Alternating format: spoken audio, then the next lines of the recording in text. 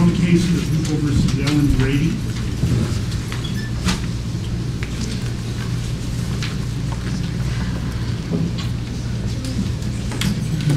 Record should reflect that Ms. Grady is here pro se, having been previously qualified as such, to act as such. And Mr. Roberts is here representing the District Attorney's Office.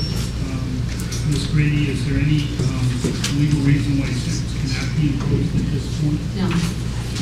Okay, anything you'd like to say? Yes.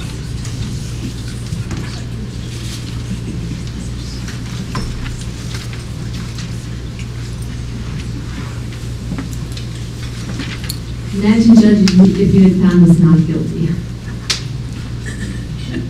The change occurs when you follow the law.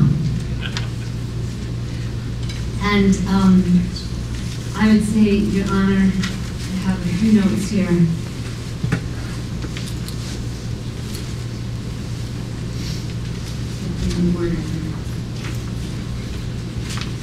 We find an important omission in your legal analysis of this case. You mentioned the Nuremberg principles are not statutes, though Ramsey Clark made clear that as customary law, the Nuremberg principles apply in every court in the world, in this country and here in DeWitt. You noted Article 6, Paragraph 2, yet left out the clause about treaties, also being the supreme law of the land. This is not a matter of personal opinion. It is written there in the Constitution. The UN Charter is a duly signed treaty, and as such, your legal responsibility is clear, stated in Article 6. You gave us no reasons for your refusing your responsibility. We are aware of the political question doctrine. We argue the political question doctrine is in itself unconstitutional, especially in the case of the UN Charter. And we know that the Supreme Court has made rulings in the past that were wrong. Plessy versus Ferguson is one of the most glaring ones, but there's a lot of other ones there. And that the Constitution says that these treaties become the supreme law of the land. And we signed this treaty, the UN Charter. Wars of aggression are illegal. You asked, we asked you, and ask you still, for reasons for ignoring your clear responsibility.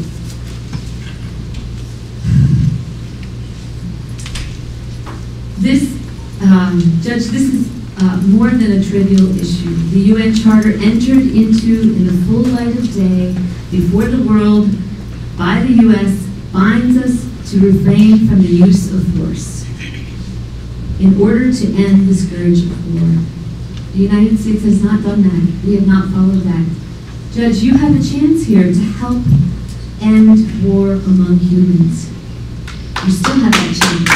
You still have that chance. The UN Charter is the first and by far the most important agreement we humans have made with each other. Upholding the UN Charter everywhere, including this courtroom, as you are specifically and repeatedly required under the Constitution, is essential, not only to ending the scourge of war, but also building a future for our children on this planet. Judge, our children and grandchildren will know how you rule here tonight. Whether or not they ever hear of the town of DeWitt, they will know whether they live in a world of increasing cooperation or increasing isolation. Whether legal in the U.S. agreement made in the full light of day, whether legal agreement made in the full light of day are honored in the U.S. in every court of the land, resulting in even further cooperation and trust. Or whether such agreements are ignored by those who have sworn to uphold them, their world will in large measure be shaped by, and indeed their very lives will increasingly depend on whether international agreements are actually honored or ignored. Your legal obligations are straightforward under Article 6. You still have a chance to honor the your deeply held respect for the law and to reverse your decision citing Article 6 and the UN Charter and bring us and our children toward a just and sustainable world. And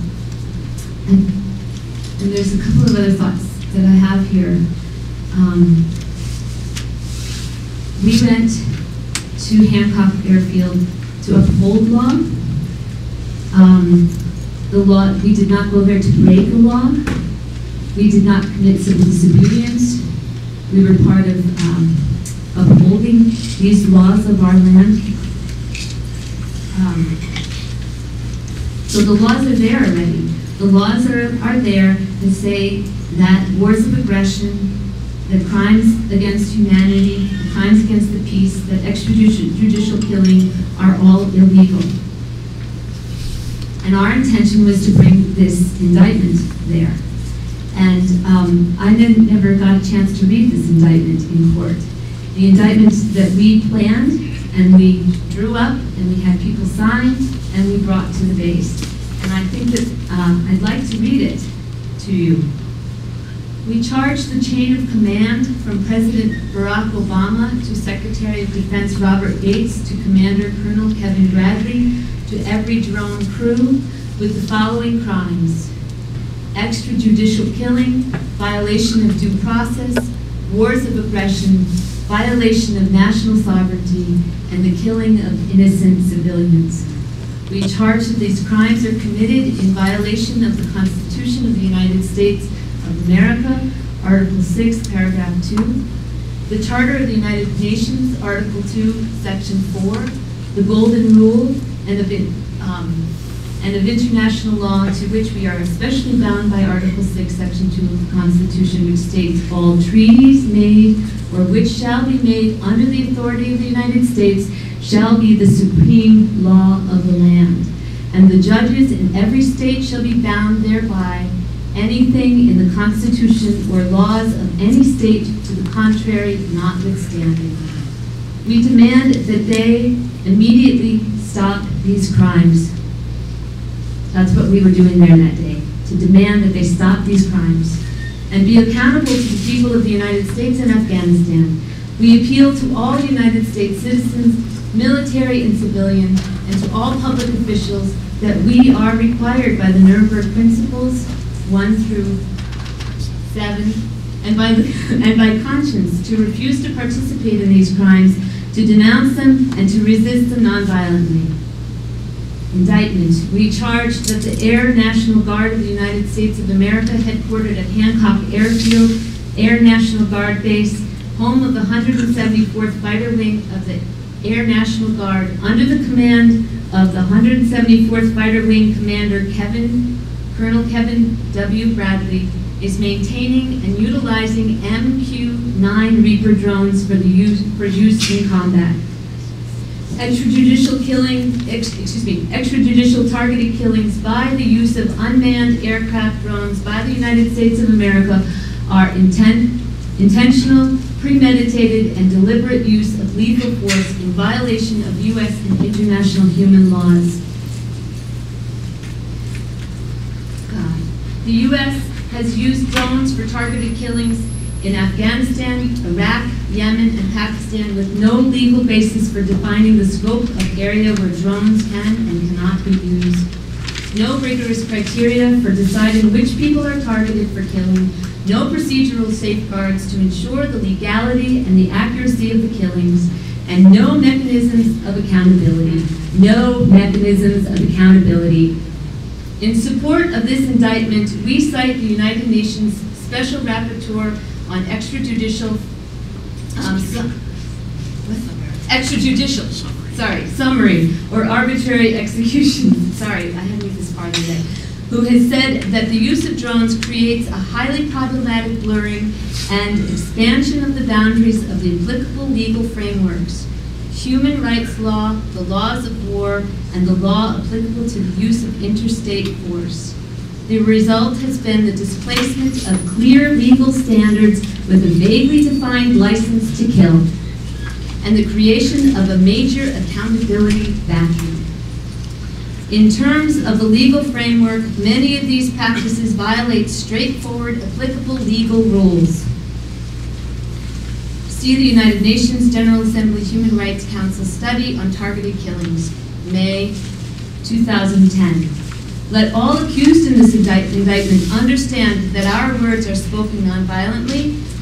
All are invited to stop the use of drones and refuse to participate in illegal warfare. And I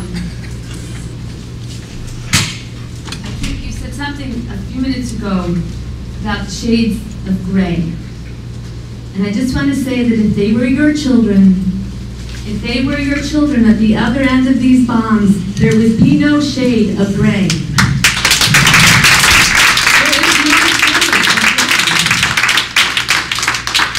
When you kill kids, it's not a shade of gray.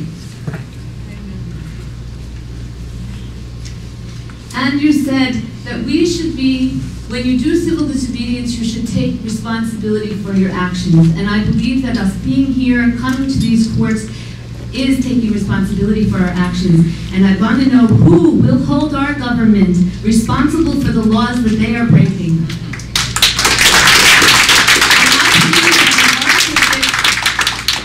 Paragraph 2, that it is your responsibility to hold our government responsible for these killings. In the verdict tonight. And I do ask you to give me the full sentence of jail time. Thank you. I will not do community service. This action was a community service, and I will continue to do this, and we will continue to go back to the base, and I will not pay a fine. Let me ask you, what international tribunal have you filed that indictment with? And for him to do so. This is not an international tribunal.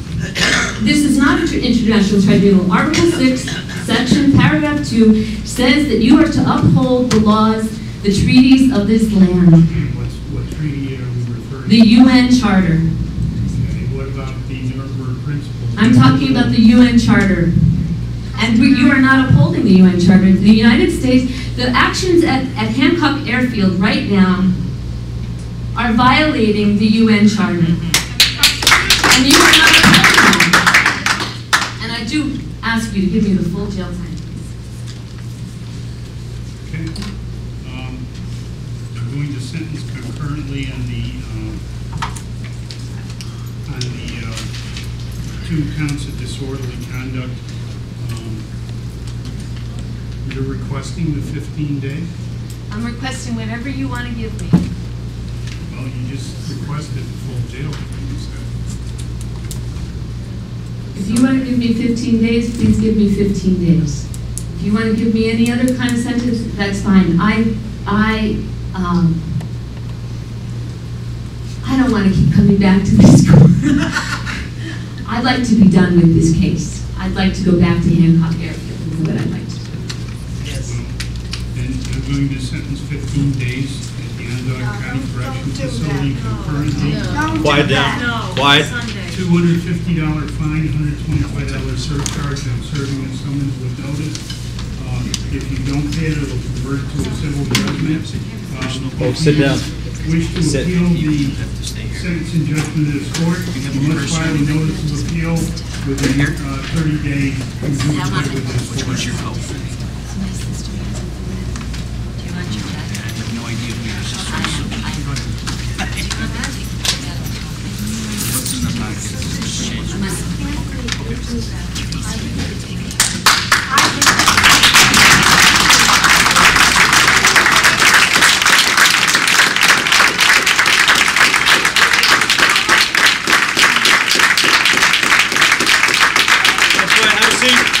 Quiet down.